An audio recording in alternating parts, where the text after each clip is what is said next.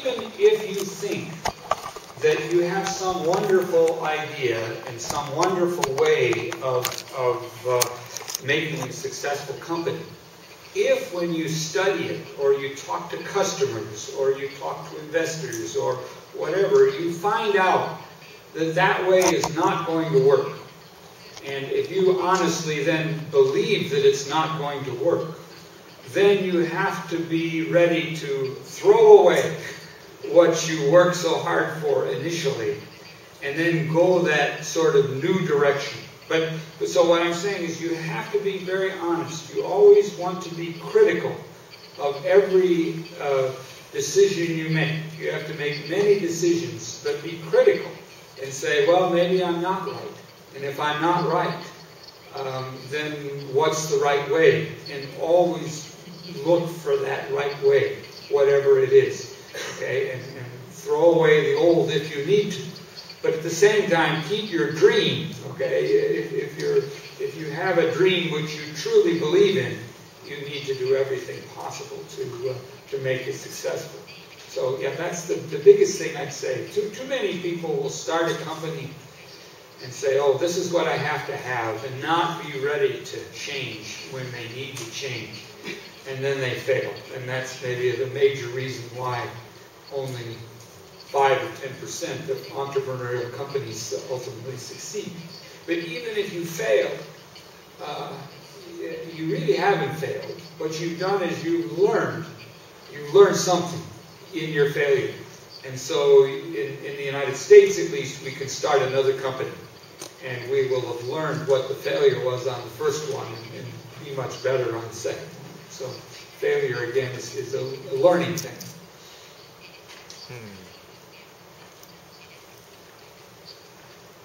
どうもありがとうございます。それではまだ質問がございます。どうぞお願いいたします。Thank you. My name is Daniel. I'm from Kansai University. I'm a student of MBA. My question is, I often listen to people saying that Japanese people are not entrepreneurs. How do you explain the fact that Japan is or was considered second world economy if you say that Japanese people are not entrepreneurs?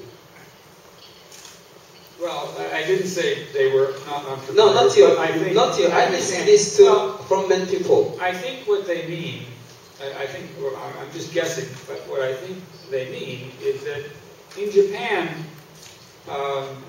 it's the world of the big company.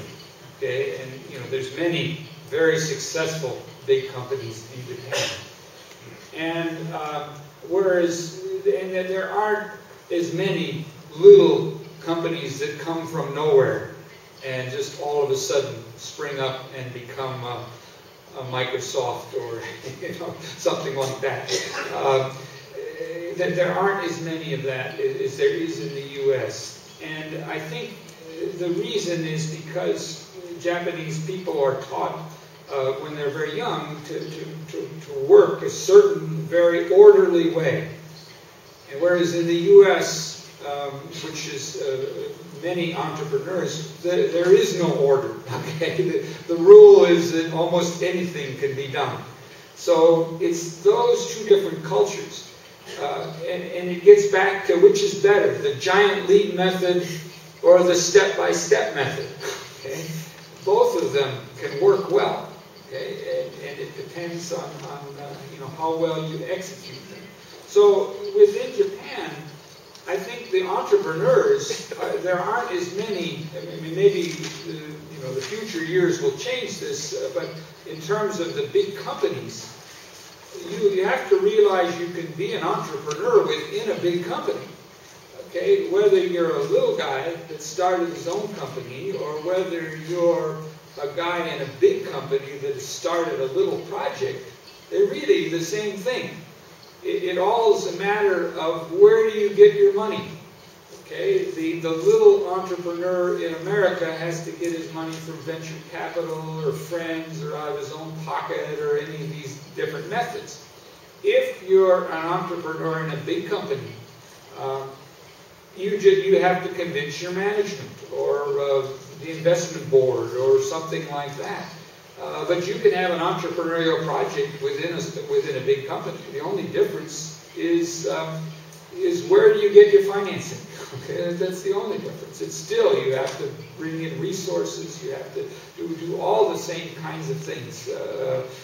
Maybe it's a little easier in a big company. You know, it's very difficult in a small company because you don't have anybody to help you, whereas in a big company they can help you. But there can be a lot of entrepreneurial effort in a big company, and there frequently is. And it's healthy. It helps that company grow. As long as the company's management will allow it to grow. Okay? It's the key. It's, the managers in the big company have to be very good at that. But there's no right way to do anything. So Japan has done very well. But I'll have to say that you know the challenge that China presents to Japan.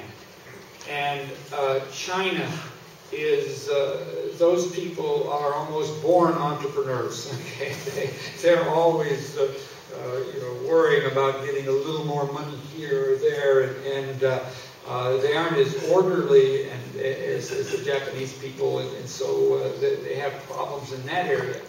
But there has to be some sort of compromise between the orderly way that Japan does things and the more crazy way that they do them in the United States or in China. But it can work out, I think, very well. どうもありがとうございます。時間がですね、もう参っておりまして、その点についてもう一言だけなんですが、北谷先生から先ほど ARM ケルピージのことがございましたが、その観点からコメントをございますか。ARM ですね、失礼します。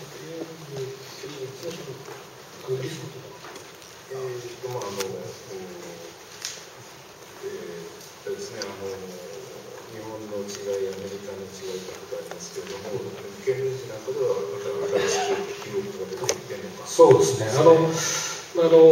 イギリス、ケンブリッジなんかもですね、ニュートンのいた大学ですから、非常にアカデミックですね、ビジネスなんてみたいな風潮が20年前、30年前あったわけなんですけれども、こういう ARM みたいなそういうベンチャーが大学が出てきた。これはやっぱり20年間ぐらいですね、努力をしてきてるんですね。ケンブリッジ大学もどんどん変わる努力をしてきた。で、日本の大学もですね、今そういうステージ、まだ始まったばっかりですけども、そういうステージになるのかなというふうに思います。ありがとうございます。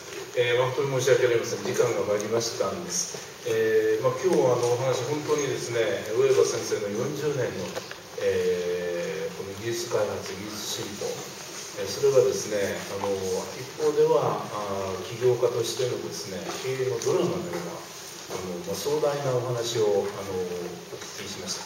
非常に感動をさせていただくお話があったと思います。合わせまして、ベンチャーとですね、それから企業の連携、これはまた国内だけじゃなくて、それが海外を超えたですね、一つの電気を作りながら大きなイノベーションを起こしていくというその事例を非常に参考になったと思います。北谷先生の方からはですね、その歴史的な背景でございますし、そして大学の役割ですね、太田片野先生もそれぞれ大学の役割の重要さということをお話になりました。今後やはり大学のですね、教員あるいは大学生のアントレプレナーシップというんですか、そういったものが一つのイノベーションを起こす源泉であるというようなですね、そういったお話を今日伺ったような気がいたします。誠に申し訳ありません。引き続きましてですね、懇親会もございますので、質問があればその時に、やっていただければと思います。今日はアメリカからウェーバー先生をお招きしまして、兄弟から北谷先生をお招きいたしまして、本当に素晴らしいセミナーをやっていただいたと思います。皆さんの感謝の意味で拍手をお願いいたします。どうもありがとうございます。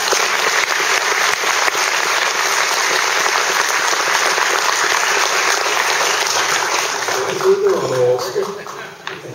少しご報告がございますので、実はですね、このセミナーに続きまして、7月25日、ヒルトンでですね、スタンフォードのリチャード・バッシャー先生をお呼びしまして、それでこういう続きの日米企業間についてのセミナーがございます。ぜひご参加いただきたいと思います。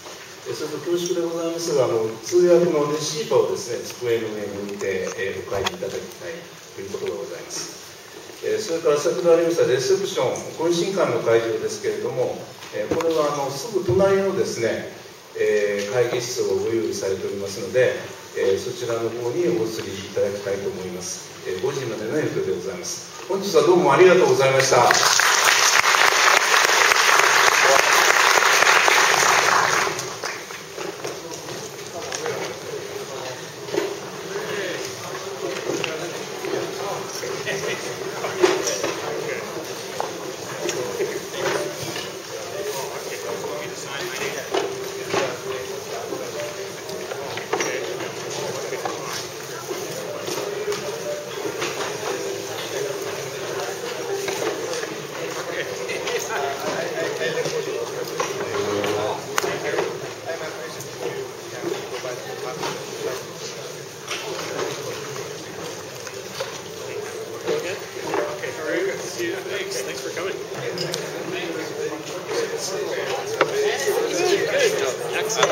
了解いただきました。そうなの？